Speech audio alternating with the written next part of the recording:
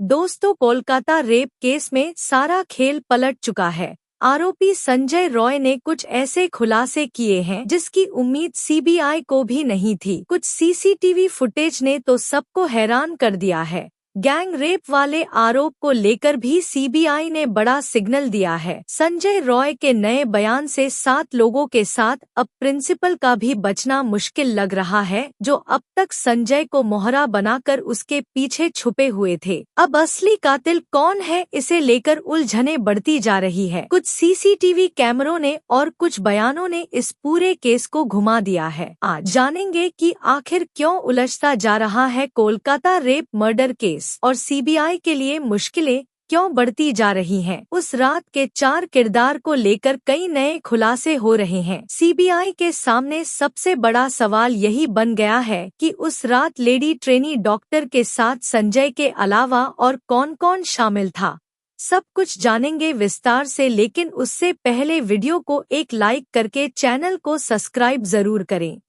दोस्तों, अब तक उम्मीद की जा रही थी कि सीबीआई ने इस केस को सॉल्व कर लिया है, लेकिन तभी संजय ने कुछ ऐसे बयान दिए हैं और कुछ ऐसे फुटेज सामने आए हैं जिसे लेकर पूरे केस ने ही यू टर्न मार लिया है। अब मेरी बात जरा ध्यान से सुनिए। 8 अगस्त की रात को ट्रेनी महिला डॉक्टर अस्पताल के सेमिनार हॉल में सो रही थी। सुबह के 4:03 पर संजय रॉय को सेमिनार हॉल में घुसते हुए देखा गया। वह अपनी बाइक से कबीर सिंह स्टाइल में बेहद तेज रफ्तार में अस्पताल पहुंचा था। आप लोग टाइमिंग को अच्छे से नोट करते चलिए। फिर उसे 4:32 पर सेमिनार हॉल से बाहर आते देखा गया और अगले 5 मिनट में वह अस्पताल परिसर से बाहर चला गया। आरोप है कि संजय ने उसी 29 मिनट के दौरान इस वारदात को अंजाम दिया और सेमिनार हॉल से निकल गया। यानी कि 9 अगस्त को सुबह ठीक 4 बजे के बाद उसने यह कांड कर दिया था। यह घटना 9 अगस्त को पुलिस के सामने आई, जब 31 साल की ट्रेनी महिला डॉक्टर का अर्धनग्न शव आरजीकर मेडिकल कॉलेज अस्पताल की 3री मंजिल पर स्थित सेमिनार हॉल में मिला। उनके शरीर पर कपड़े नहीं थे, खून बह रहा था और कई जगह चोटों के निशान थे। वे 36 घंटे की शिफ्ट के बाद आराम करने के लिए वहां गई थी। शव परीक्षण में उनके शरीर पर 16 बाहरी और 9 आंतरिक चोटें पाई गई। इस बात की जांच की जा रही है कि उनके शरीर पर ये सभी प्रहार किसने किए थे। सीसीटीवी फुटेज में दिखा कि संजय रॉय 8 अगस्त को अस्पताल के चेस्ट डिपार्टमेंट में पीड़ित डॉक्टर और अन्य लोगों को घूरते हुए देखा गया था। उस समय उसकी नीयत काफी बिगड़ी हुई थी, लेकिन अब जान लीजिए सबसे चौंकाने वाली बात। संजय रॉय, जिसे 31 साल की ट्रेनी डॉक्टर के बलात्कार और हत्या के आरोप में जेल में रखा गया है, उसने जेल के सुरक्षा कर्मियों से कहा कि उसे इस मामले के बारे में कुछ भी नहीं पता है। शुक्रवार को उसने सियालदाह में न्यायिक मजिस्ट्रेट की अदालत में भी यही बात दोहराई। उसने जज से कहा कि उसने अपनी बेगुनाही साबित करने के लिए पॉलीग्राफ टेस्ट की सहमति दी थी और उसे इस मामले के बारे में कोई जानकारी नहीं है। लेकिन हैरान करने वाली बात यह है कि कोलकाता पुलिस के अनुसार संजय रॉय ने पहले कबूल किया था कि उसने आरजीकर मेडिकल कॉलेज और अस्पताल के सेमिनार हॉल में उस ट्रेनी डॉक्टर के साथ बलात्कार और हत्या की थी। माना जा रहा है कि ममता दीदी के कोलकाता पुलिस ने संजय से सच उगलवाने के लिए अप्लाई किए थे, जिसके बाद उसने अपना जुर्म कबूल कर लिया था। लेकिन अब पॉलीग्राफ टेस्ट से पहले संजय ने अपने इस कबूलनामे से पलटते हुए दावा किया है कि उसे फंसाया जा रहा है और वह निर्दोष है। यानी असली कातिल कोई और है, जिसमें कॉलेज के प्रिंसिपल का नाम बार बार सामने आ रहा है और इसी कारण बताया जा रहा है कि इस पूरे कांड में 7 लोग शामिल हैं। वहीं मामले की जांच कर रही सीबीआई और पुलिस ने संजय के बयानों में कई विसंगतियां पाई हैं। एक अधिकारी ने बताया कि संजय जांचकर्ताओं को गुमराह करने की कोशिश कर रहा है। वह अपने चेहरे, पीठ और जांघ पर लगी चोटों और अपराध के समय इमारत में अपनी सीसीटीवी मौजूदगी के बारे में कोई स्पष्ट जवाब नहीं दे सका है। इस वक्त संजय जेल में मौजूद है और उसकी निगरानी के लिए जेल के बाहर सीसीटीवी कैमरे लगाए गए हैं। किसी भी प्रकार के हमले न हो सके और न ही वह आत्महत्या करने में सफल हो सके।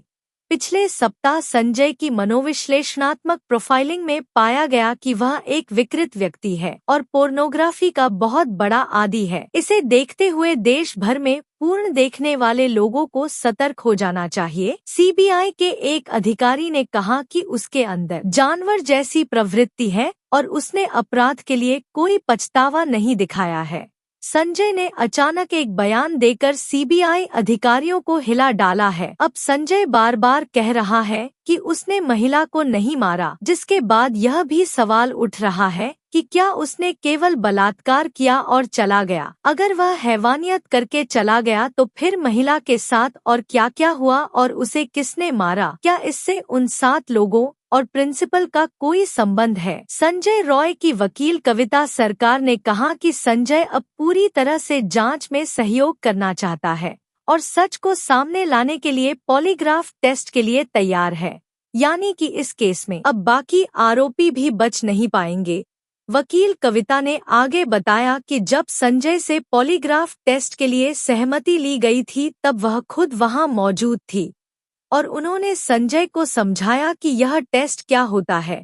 संजय ने तब सहमति दी और कहा कि वह मानसिक रूप से बहुत दबाव में है क्योंकि उस पर झूठे आरोप लगाए गए हैं। वह चाहता है कि सच्चाई सामने आए। संजय के इस बयान ने पूरे कोलकाता केस को पलट कर रख दिया है, क्योंकि अब तक जिस संजय को मोहरा बनाया जा रहा था अब वह मुंह खोलने को धीरे धीरे तैयार हो रहा है। जल्द ही रिनोवेशन साइट से जुड़े कई खुलासे होने वाले हैं। हालांकि इस मामले में एक बड़ा ट्विस्ट तब पाया जब सीबीआई ने सबूतों के आधार पर दावा किया कि संजय ही असली आरोपी है। सीबीआई ने अस्पताल की सीसीटीवी फुटेज और अन्य वैज्ञानिक सबूतों का हवाला देते हुए बताया कि 8 और 9 अगस्त को संजय को कई बार अस्पताल के अंदर और बाहर आते जाते देखा गया था। सीबीआई का दावा है कि संजय ने 9 अगस्त की रात को लेडी डॉक्टर के साथ इस जघन्य अपराध को अंजाम दिया, लेकिन इसके बावजूद अभी भी कई एंगल बाकी हैं, जिसकी जांच होनी बाकी है। माना जा रहा है कि शुरुआत में कोलकाता पुलिस ने जिस प्रकार केस को हैंडल किया था उसे साफ हो जाता है कि संजय ही आरोपी था, लेकिन जानकारों का मानना है कि बहुत कुछ छुपाया जा रहा है। उसके अलावा तफ्तीश में पता चला कि वारदात वाली रात संजय रॉय एक रेड लाइट एरिया में भी गया था, लेकिन वहां अपनी हवस मिटा ना सका और वहां से लौटते वक्त उसने एक लड़की से छेड़छाड़ भी की थी, जो यह दर्शाता है कि रेड लाइट एरिया से वापस लौटते समय वह बेहद खूंखार हो गया था और कुछ भी कर गुजरने को तैयार था। इस केस में सीबीआई लगातार आरजी कर मेडिकल कॉलेज के पूर्व प्रिंसिपल संदीप घोष से पूछताछ कर रही है, क्योंकि उन पर शक है कि वह संजय रॉय को बचाने की कोशिश कर रहे थे। संजय को संदीप का बाउंसर कहा जा रहा है, जो उनके इशारे पर काम करता था। इस बात की जांच भी की जा रही है कि कहीं प्रिंसिपल संदीप के पावर का इस्तेमाल करके संजय ने अन्य दूसरे ट्रेनी महिलाओं को तो अपना निशाना नहीं बनाया था, क्योंकि उसके बर्ताव से ऐसा लग रहा है कि उसके मुंह में पहले से खून लगे हुए थे। हो सकता है कि उसने पहले भी कुछ अन्य महिलाओं को टॉर्चर किया हो, लेकिन प्रिंसिपल संदीप के साथ उसके कनेक्शन के कारण किसी ने संजय के खिलाफ आवाज उठाने की हिम्मत ना की हो। इसी कारण इस बात की जांच की जा रही है कि कहीं प्रिंसिपल संदीप के इशारे पर तो संजय ने इस घटना को अंजाम तो नहीं दिया था। इसके अलावा संदीप पर और भी कई गंभीर इल्जाम लगाए गए हैं, जिसकी जांच जारी है। सीबीआई के सूत्रों ने बताया है कि जूनियर डॉक्टर के 4 सहकर्मियों की लाई डिटेक्टर टेस्ट की गई, क्योंकि उनके बयान एक दूसरे से मेल नहीं खा रहे थे, और अब संजय का पॉलीग्राफ टेस्ट भी हो रहा है, जिसके सभी सवाल जल्द ही हम लेकर आपके साथ हाजिर होंगे।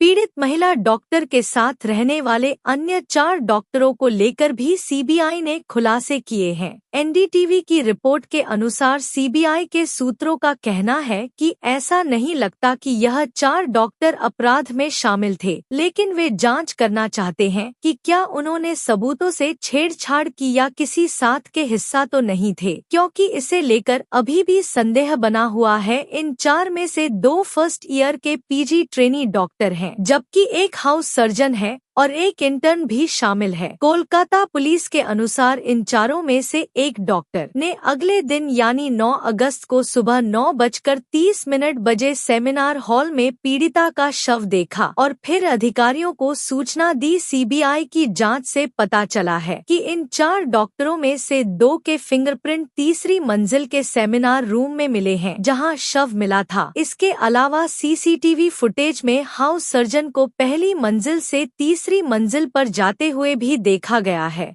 उसने बताया कि वह रात 2 बजे तीसरी मंजिल पर गया था। इधर इंटर्न ने भी कहा कि वह तीसरी मंजिल पर था और उसने उस रात पीड़िता से बात भी की थी। सीबीआई के अनुसार महिला ट्रेनी डॉक्टर और उसके 2 साथियों ने आधी रात के आसपास खाना खाया और फिर सेमिनार रूम में ओलंपिक में नीरज चोपड़ा का भाला फेंक प्रतियोगिता देखा। रात 2 बजे के करीब दोनों सहकर्मी सोने चले गए जबकि महिला ट्रेनी डॉक्टर सेमिनार रूम में ही रुकी रही। यहीं पर सबसे बड़ा सवाल छुपा हुआ है कि आखिर उन्होंने सेमिनार हॉल में रुकने का फैसला क्यों किया जब हॉल के बगल में ही दोनों सहकर्मी सोने चले गए। जब हॉल के बगल में ही सोने वाले कमरे बने हुए थे तो उस लेडी डॉक्टर ने सेमिनार हॉल में रुकने का फैसला क्यों लिया। आपको बता दें कि सेमिनार हॉल, स्लिप रूम और इंटर्न रूम ये तीनों कमरे तीसरी मंजिल पर पास पास स्थित है। इंटर्न का कहना है कि उस रात वह भी इंटर्न रूम में ही था। सुबह 9:30 पर पोस्ट ग्रेजुएट ट्रेनी डॉक्टर जिसने पिछली रात पीड़िता के साथ खाना खाया था उसे देखने सेमिनार हॉल गया और दूर से उसका अर्धनग्न शव देखा। उसने तुरंत अपने सहकर्मियों और सीनियर डॉक्टरों को इस घटना की सूचना दी।